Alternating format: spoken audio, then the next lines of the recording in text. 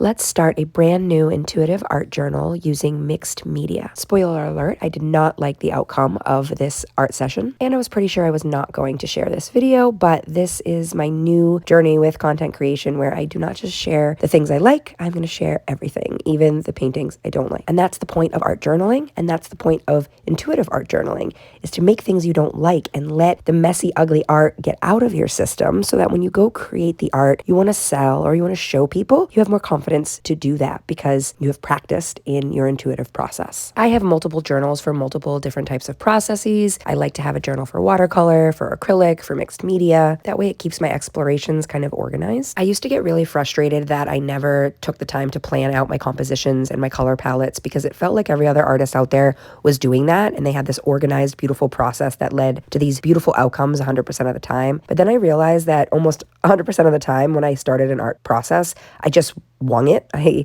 just winged it and did whatever I felt like I wanted to do in that moment. And something about that always felt wrong until I discovered the art of intuitive painting and realizing, oh, this is a thing. People do paint without a plan. People do just go for it and have fun and make a mess, and that's okay. And I realized the more that I let go of shame and judgment and gave that inner critic that always showed up during my art process a break, sent it somewhere else, gave it a different role, I realized how much intuitive process felt like home. And I got more and more confident the more I came back to it every time I created something I didn't like. So I knew I had to finish this one even though I didn't like it, even though I didn't even fully enjoy the process. That's the challenge.